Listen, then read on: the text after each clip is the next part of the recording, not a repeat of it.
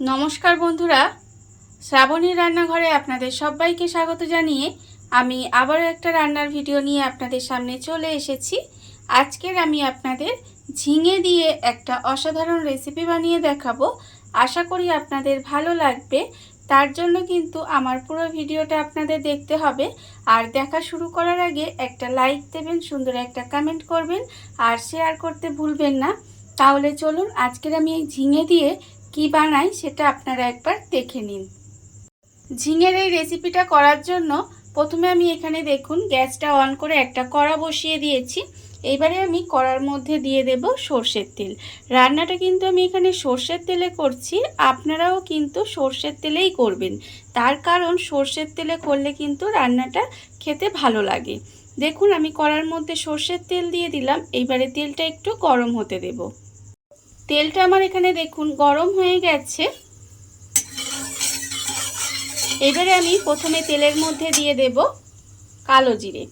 এখানে দেখুন আমার কিন্তু বেশ অনেকটা পরিমাণের কালো জিরে আছে, মানে এখানে 1 চামচ আমি কালো জিরে রেখেছি। সেই কালো জিরেটা আমি তেলের মধ্যে দিয়ে দিলাম। দিয়ে কালো জিরেটাকে প্রথমে একটু ভেজে নেব। ভিডিওর শুরুতে আমি আপনাদের একটা কথাই বলবো বা রিকোয়েস্ট করব যে আমার এই ভিডিওটা আপনারা টেনে টেনে দেখবেন না। পুরো ভিডিওটা দেখার জন্য আমি আপনাদের অনুরোধ জানালাম। তার কারণ আপনারা দেখুন রান্নাটা আপনাদের আশা করি ভালোই লাগবে। দেখুন আমার কিন্তু কালো জিরেটা ভাজা হয়ে গেছে। এইবারে আমি এর মধ্যে দিয়ে দিলাম ঝিঙে। এখানে দেখুন আমি কিন্তু ঝিঙেগুলো এখানে এইভাবে কেটে ধুয়ে পরিষ্কার করে রেখেছি। আর ঝিঙেগুলো কিন্তু আপনারা চেষ্টা করবেন যে একেবারে যে কচি ঝিঙেটা হয় সেটা নেওয়ার। তাহলে কি হবে, এই রান্নাটা খেতে কিন্তু বেশি ভালো লাগবে। দেখুন ঝিঙেগুলো দিয়ে আমি এইভাবে তেলের মধ্যে নেড়ে নেড়ে একটু ভেজে নেব।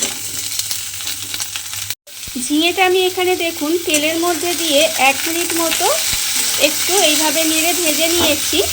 এবারে আমি এর মধ্যে দিয়ে দেব, দেখুন এখানে রেখেছি আমি 5টা কাঁচা লঙ্কা আর রেখেছি আন্দাজ মতো নুন। এই নুন আর কাঁচা লঙ্কাটাও কিন্তু আমি এর মধ্যে দিয়ে দিলাম। দিয়ে খুব ভালোভাবে এটাকে একটু মিশিয়ে নেব। মিশিয়ে নিয়ে এটা কিন্তু আমি ঢাকা দিয়ে এইভাবে গ্যাসটা লোতে দিয়ে কিছুক্ষণ রান্না হতে দেব। এই রান্নাটা কিন্তু করতে খুবই কম সময় লাগে, আর উপকরণও তো কিন্তু একদম কম উপকরণ দিয়ে রান্নাটা হয়। খেতে কিন্তু অসম্ভব সুন্দর লাগে। বিশেষ করে গরম ভাতের সঙ্গে খেতে তো ভীষণ ভালো লাগে। দেখুন আমার কিন্তু নুনটা আর কাঁচা লঙ্কাটা দিয়ে একটু নেড়ে চেড়ে নিয়েছি। এবারে আমি এটা গ্যাসটা লোতে দিয়ে ঢাকা দিয়ে একটু রান্না করে নেব। গ্যাসটা লোতে দিয়ে ঢাকা দিয়ে দেখুন আমি এখানে 3 থেকে 4 মিনিট মতো এইভাবে একটু রান্না হতে দিয়েছিলাম। এর ফলে দেখুন ঝিঙেতে যেহেতু আমি এখানে নুন দিয়েছি, নুন দেওয়ার ফলে ঝিঙেটা থেকে কিন্তু জল বেরিয়েছে। জল বেরিয়ে দেখুন ঝিঙেটা কিন্তু আমার একেবারে নরম হয়ে গেছে। আপনারা দেখলেই বুঝতে পারবেন যে ঝিঙেটা কিন্তু একদম নরম হয়ে রান্না হয়ে গেছে। দেখুন আর কিন্তু আমি কিছুই করব না। এবারে গ্যাসটা অফ করে দিয়ে ঝিঙেটাকে আমি একটা প্লেটের মধ্যে নামিয়ে নেব।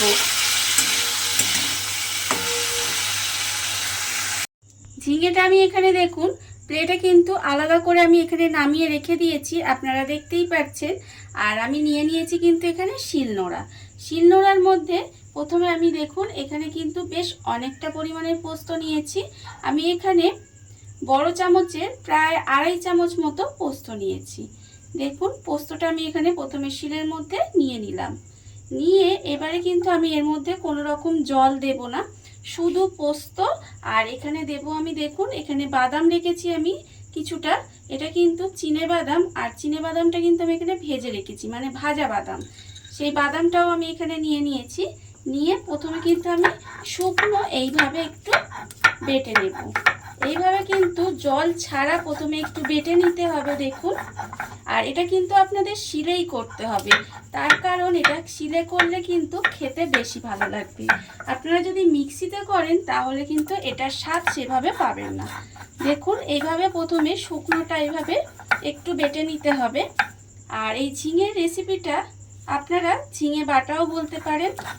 দেখুন আমি কিন্তু প্রথমে শুকনো এটা একটু বেটে নেব। দেখুন এখানে শুকনো পোস্ত আর বাদামটা কিন্তু আমি এখানে পুরোটাই বেটে নিয়েছি। আর আপনারা দেখতেই পাচ্ছেন এর মধ্যে কিন্তু কোনো রকম আমি জল দিইনি। এইবারে এই বাদাম আর পোস্তটাকে এইভাবে আবারও নিয়ে নেব। নিয়ে এবারে এর মধ্যে দিয়ে দেব, দেখুন যে ঝিঙেটা আমি এখানে রেখেছিলাম সেই ঝিঙেটা কিন্তু এখানে নিয়ে নেব।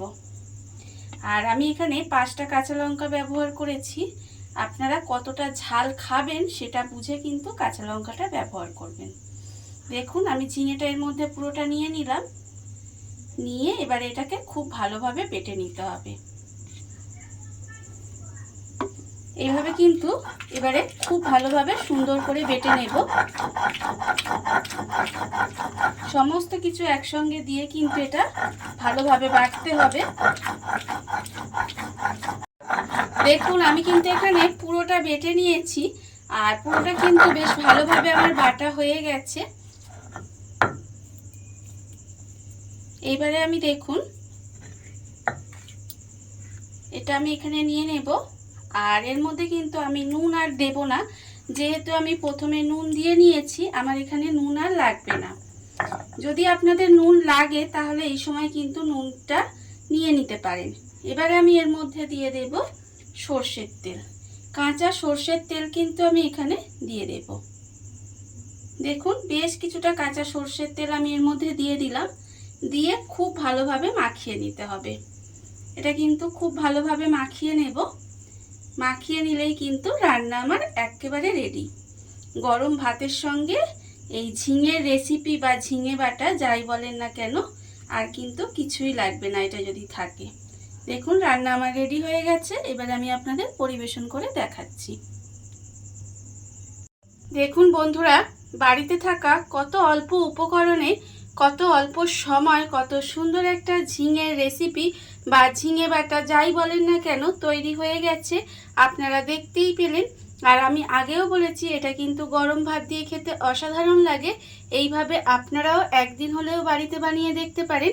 আর এই ভিডিওটা যদি আপনাদের ভালো লেগে থাকে, আপনারা যদি ফেসবুক থেকে দেখে থাকেন পেজটি ফলো করে দেওয়ার অনুরোধ রইল। আর যদি ইউটিউব থেকে দেখে থাকেন চ্যানেলটি সাবস্ক্রাইব করে নেওয়ার অনুরোধ রইল। তাহলে চলুন ভিডিওটা আমি এখানেই শেষ করছি। আপনারা সবাই ভালো থাকবেন, সুস্থ থাকবেন। আবারও হাজির হব নতুন কোনো রান্না নিয়ে।